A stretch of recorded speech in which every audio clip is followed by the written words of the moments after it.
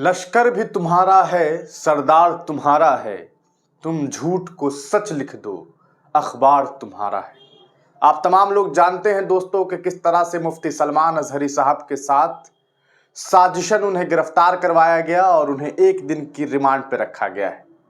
आप तमाम लोग जानते हैं कि जिस बयान की वजह से उन्हें गिरफ्तार किया गया वैसा बयान हिंदुस्तान में न जाने कितने ज़्यादा दफ़ा और उससे बहुत ज़्यादा मुफ्ती साहब ने तो सिर्फ कुत्ता अल्फाज का इस्तेमाल किया था, वो भी हिंदुस्तान को लेकर के नहीं, न यहाँ के किसी समुदाय को लेकर के। वो फ़लस्तीन के बारे में बात कर रहे थे, लेकिन इसके बावजूद उन्हें गिरफ्तार कर लिया गया यह कह करके कि उन्होंने कम्युनल हार्मनी को ख़राब करने की कोशिश की है, आपसी सौहार्द को बिगाड़ने की कोशिश की है।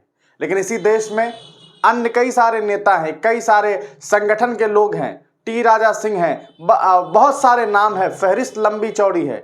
ये लोग दिन भर मुसलमानों को गालियां देते हैं, मुसलमानों के खिलाफ आपत्तिजनक टिप्पणी करते हैं, लेकिन उनके खिलाफ कोई कार्रवाई नहीं होती। मुफ्ती सलमान अजहरी साहब की गिरफ्तारी के बाद आप तमाम लोगों को बता दें कि लगातार उनके समर्थन में लोग उतर रहे हैं और जो सियासी दल है वो भी मुफ्ती साहब के सपोर्ट में आते दिखाई दे रहे हैं। और इसमें एक बड़ा नाम अभी जुड़ गया है, वो स्क्रीन पर आपको तस्वीर दिखाई दे रही होगी। इस शख्स को आप जानते होंगे, रावण नाम से काफ़ी मशहूर है और ये भीम आर्मी जो है, भीम आर्मी के अध्यक्ष हैं। भीम आर्मी के अध्यक्ष ने सीधे सीधे चंद्रशेखर रावण ने मुफ्ती साहब को सपोर्ट किया है और उन्होंने अपने सोशल मीडिया प्लेटफॉर्म पे ये बातें लिखी है कि किस तरह से मुफ्ती साहब को फंसाने का काम किया गया है। हम आपको उनके द्वारा कही हुई उन बातों को बता दें कि चंद्रशेखर आज़ाद ने क्या कुछ लिखा है।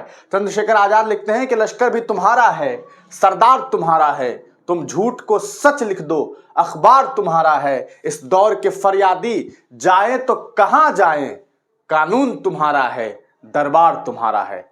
कहते हैं कि देश के बड़े इस्लामिक विद्वान मुफ्ती सलमान अजहरी जी के बयान को भाजपा की सरकार राजनीतिक उद्देश्य के लिए इस्तेमाल कर रही है। उनकी गिरफ्तारी भाजपा सरकार के सत्ता के अहंकार को साफ दर्शाता है। तो यकीनन ये बात कही जा सकती है कि रावण जो है, जो चंद्रशेखर आज़ाद हैं, वो ये कहना चाहते हैं कि बीजेपी जो है मुफ्ती साहब के नाम पर 2024 का चुनाव लड़ना चाहती है। मतलब देख लीजिए कि हिंदुत्व की बात करने वाले लोगों को चुनाव जीतने के लिए एक मुफ्ती साहब का सहारा लेना पड़ रहा है। इससे ज्यादा अफसोस की बात उनके लिए क्या हो सकती है। लेकिन कहते हैं कि राजनीतिक रोटी सेकने के लिए हिंदुस्तान में आपको हिंदू मुसलमान की राजनीति करनी होगी और इसके लिए मुफ्ती साहब को कहीं ना कहीं निशाना बनाया गया और मुफ्ती सलमान अजहरी साहब को बस और बस ये कह देने पर कि भैया आज कुत्तों का वक्त है, कल हमारा दौर आएगा। इस बात से लोग इतने परेशान हो गए कि एक उड़ता हुआ तीर आ रहा था, यहाँ पर एक आदमी था, है ना, और ये तीर जो है यहाँ से आकर के यहीं गिर जाने वाला था। लेकिन इस आदमी ने जानबूझ करके, यह आदमी ट्रैवल करके यहाँ पहुँचा और बोला कि नहीं भैया, तीर जो है वो मुझे लगी है। आप समझ रहे हैं बात। तो इस तरह से एक उड़ती हुई तीर को अपने पर जानबूझ करके ले लिया गया और कहा गया कि मुफ्ती साहब ने इस देश के हिंदू भाइयों के खिलाफ टिप्पणी की है। लेकिन ऐसी बात नहीं है। ये वो मुफ्ती साहब हैं जो इसी हिंदुस्तान में रह करके अपने दीन की बात करते हैं और जब बात होती है इस मुल्क की तो हमेशा हिंदुस्तान की बात करते हैं। अपने घर के बाहर तिरंगा फहराते हैं और ये कहते हैं कि हम हिंदुस्तानी हैं और हम फख्र से हिंदुस्तानी हैं। लेकिन हाँ, वो सर्टिफिकेट देने वाले मौलाना मुफ्ती नहीं है कि आम लोग जो चाहे कि भैया हमें चाहिए आपके देशभक्ति का सबूत। अब तो मुसलमानों का मामला अलग हो गया है।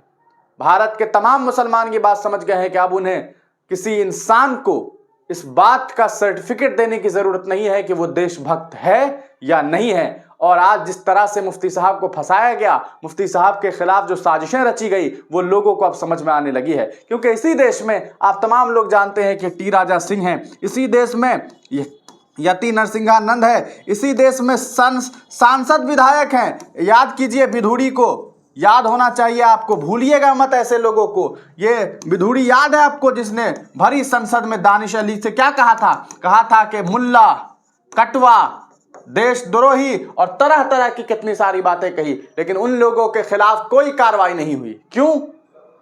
क्योंकि वो एक खास मजहब से नहीं आते थे। क्योंकि यही सवाल उठता है कि आखिरकार उन पे क्यों कार्रवाई नहीं की गई। तो एक इकलौता रिजल्ट जो सामने बन करके आता है, जो लोगों के जहन में आता है, वो ये कि कहीं वो मुसलमान है इस वजह से उनके ऊपर जो है चार्ज लगा दिए गए और कहीं पर मुसलमानों के खिलाफ बोली गई और जिसने बोली वो मुसलमान नहीं है तो उसे बचा लिया गया। ये अब खुलेआम ये चीजें हो रही है और यही वजह है कि देश के बहुत सारे लोगों का, सिर्फ मुसलमानों का नहीं बल्कि बहुत सारे लोगों का इस देश की न्याय व्यवस्था से भरोसा उठता जा रहा है। आज हिंदुस्तान की हुकूमत को चाहिए कि इस हालात को ठीक करे, वरना ऐसा ना हो कि एक दिन यहां की जनता परेशान हो जाए और फिर सरकार के खिलाफ सड़क पर उतर जाए और फिर कहे कि अब वक्त आ गया है कि सरकार को बदल दिया जाए। वरना ऐसे लोगों के होने से सिर्फ किसी एक जात, किसी एक मजहब का नुकसान नहीं है बल्कि हिंदुस्तान का नुकसान है। आप तमाम लोग अपनी राय कमेंट सेक्शन में दीजिएगा। तब तक के लिए दीजिए इजाजत, फिर मिलेंगे किसी नई वीडियो के साथ, किसी नई पेशकश के साथ।